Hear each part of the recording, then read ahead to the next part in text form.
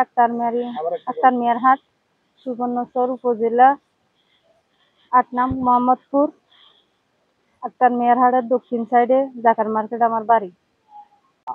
আমরা মূলত আজকে যদিও আমাদের কার্যক্রম সুবর্ণচর নিয়ে কার্যক্রম হলো, সেটা চট্টগ্রামে যে লোকগুলা সুবর্ণচর থেকে অসহায় হতদরিদ্র যায়, তাদের জন্য হয়তো আমরা যে কার্যক্রমগুলা করে বা তাদের ট্রিটমেন্ট দেওয়া বা ট্রিটমেন্টের যে কাজগুলা করি, এবং যেমন আপনারা হয়তো জানেন আমার মানবিক করিম টিম থেকে ৩-৪টা কার্যক্রম চালু।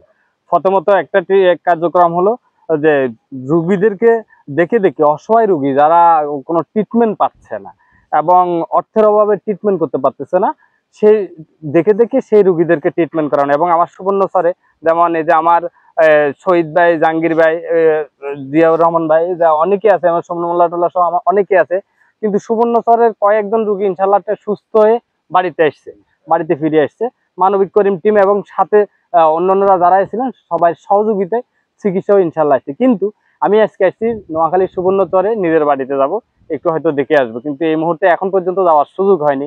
কিন্তু এখন যে বাচ্চাটা দেখলাম, কিন্তু এই বাচ্চাটা দেখে আমার খুব, আসলে আমরা মানবিকতা নিয়ে চিল্লাগিরি সারাক্ষণ যে আমরা মানবিক, যে আমরা মানবিক কাজে লিপ্ত, কিন্তু আদৌ কতটুক মানবিক কাজ আমাদের ভিতরে লুকিয়ে আছে সে এই বাচ্চার দিকে তাকালে বোঝা যায়।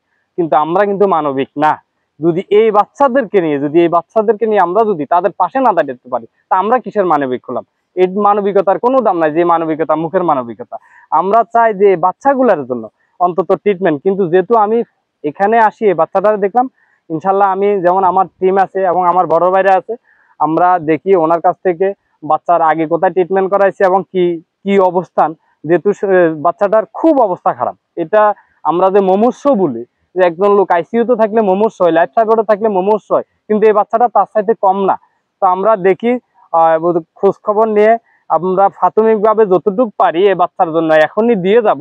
আর বাকি যতটুকু আমরা খবরাখবর নিয়ে উনি আগে কোথায় ট্রিটমেন্ট করাইছে এবং বর্তমানে ওনার কি পজিশন, যদি আমাদের মাধ্যমে সম্ভব হয়, মানবিক করিম টিম এবং আমাদের শহীদ ভাই, জাহাঙ্গীর ভাই সহ, সুমন মোল্লা সহ আমাদের যত টিমে যতজন আছে সবার সাথে আলাপ আলোচনা করে আমরা একটা ব্যবস্থা নেব।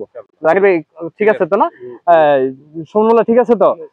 এই নিয়ে আমরা হঠাৎ যেহেতু দেখলাম, এটা নিয়ে একটা সিদ্ধান্ত নেব ইনশাল্লাহ। আর আপনারাও যেহেতু ওনার বাড়ি আক্তার মিয়ার হাটের পাশে কোথায় বলছে, আমরা এই ভিডিওতে ওনার নাম্বারটা দেওয়া থাকবে। মানবিক কোনো ব্যক্তি যদি আপনাদের যদি হয়তো আমরা হয়তো ছোটখাটো যদি যে ছেলেটার যে অবস্থা দেখতেছি, এটা আমার মনে হচ্ছে ব্যয়বহুল ট্রিটমেন্ট।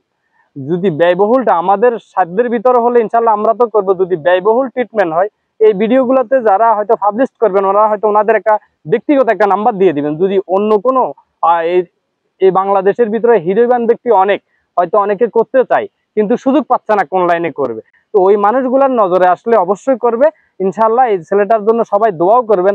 আর আমরা দেখি আল্লাহর রহমতে আমাদের মাধ্যমে কি করা যায়, ইনশাল্লাহ দেখবো। আসসালামু আলাইকুম। আমার বাচ্চাটার এই রোগটা আজকে অনেক বছর ধরে ভালোভাবে ট্রিটমেন্টটা করতে পারতেছি না। যদি হয় টাকা পয়সা থাকতো সেরকম, তাহলে করতে পারতাম ভালোভাবে চিকিৎসাটা। এখন নদী ভাঙিয়ে গেছে, আমাদের অতটুকু আমাদের সামর্থ্য নাই যে আমরা ভালোভাবে বাচ্চাটা ট্রিটমেন্ট করব, সেরকম আমাদের ক্ষমতা নাই।